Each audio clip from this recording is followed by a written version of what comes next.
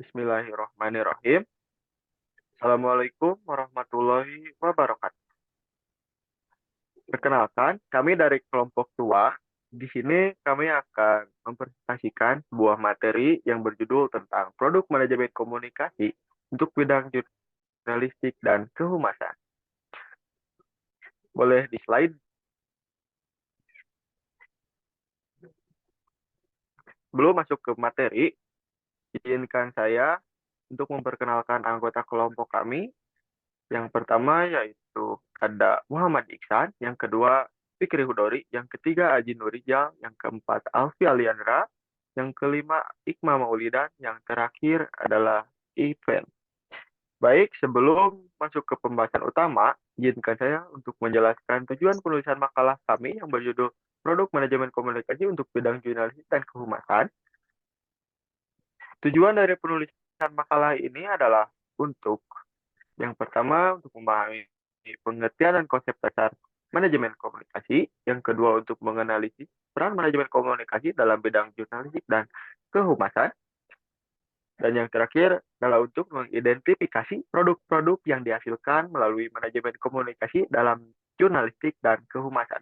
Dan manfaat dari penulisan makalah ini adalah memberikan wawasan bagi mahasiswa mengenai pentingnya manajemen komunikasi. Yang kedua, membantu organisasi dalam menyusun strategi komunikasi yang efektif dan efisien.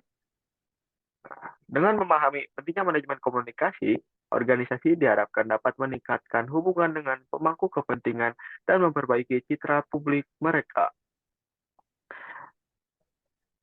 Untuk selanjutnya, materi pertama akan dibacakan oleh Aji Nurijal. Kepada Aji Nurijal, dipersilahkan. Baik, di sini akan menjelaskan materi tentang pengertian manajemen komunikasi. Baik, di next slide. Manajemen adalah proses perencanaan, pengorganisasian, pengarahan, dan pengendalian. Dengan memberdayakan anggota organisasi dan menggunakan sumber daya organisasi lainnya. Untuk mencapai tujuan organisasi yang ditetapkan, manajemen sering didefinisikan sebagai seni menyelesaikan sesuatu melalui orang lain. Manajer mencapai tujuan organisasi dengan menugaskan orang lain untuk melakukan semua tugas yang diperlukan untuk mencapai tujuan tersebut. Manajemen adalah sekelompok orang yang melakukan kegiatan perencanaan, pengorganisasian, pengarahan, dan pengendalian. Direksi memiliki tanggung jawab utama atas berbagai pengambilan keputusan yang berkaitan dengan bidang-bidang yang berada di bawah kendalinya. Karyawan dan manajemen merupakan sesuatu yang saling membutuhkan. Sekian dari saya. Dilanjut. Jurnalistik. Secara harfiah, jurnalistik berasal dari kata jurnal atau jurnal, yang memiliki arti laporan atau catatan. Arti kata ini berasal dari bahasa Yunani kuno, yaitu "jujur", yang memiliki makna hari ini, yaitu kejadian hari ini yang dilaporkan atau dicatat. Menurut Kamjin, jurnalisme adalah sebuah bentuk kreatif yang mengubah fakta dan seni dalam mengumpulkan, melaporkan, dan menganalisis berita dan informasi. Fungsinya adalah untuk memberikan pendidikan kepada masyarakat dan membentuk kesadaran nasional. Sekian, terima kasih. Kehumasan. Kehumasan public relation atau hubungan masyarakat dikenal sebagai bagian dari organisasi yang bertugas untuk berkomunikasi dengan publik, baik berupa komunikasi satu arah ataupun dua arah. Kehumasan merupakan bagian dari kajian ilmu komunikasi. Menurut Kamus Besar Bahasa Indonesia, humas merupakan bagian lembaga pemerintah atau swasta yang melakukan kegiatan mencari dukungan publik bagi usaha-usahanya. Para ahli sendiri memaknai humas dengan berbagai gagasannya.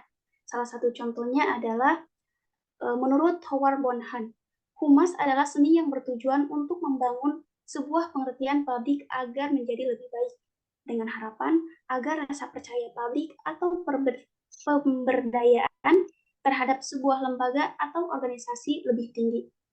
Lanjut oleh rekan. Artikel berita. Artikel berita merupakan jenis tulisan yang menyampaikan informasi terbaru dan faktual kepada pembaca.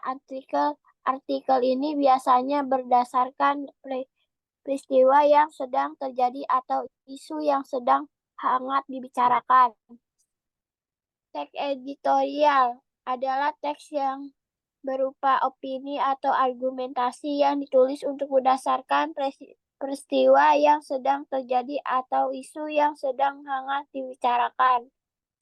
Teks editorial adalah teks yang berupa opini atau argumentasi yang ditulis berdasarkan permasalahan aktual di masyarakat. Umumnya teks editorial berisi analisis subjek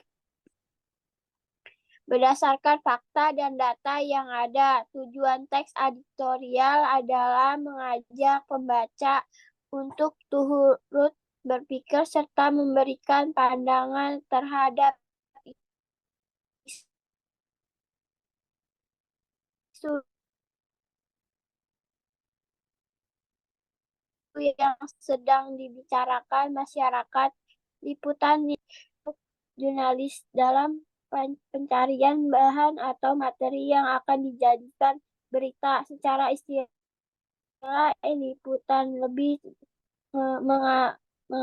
mengaruh pada proses keseluruhan dalam pencarian berita, sedangkan reportase bertumbuh pada aspek teknik atau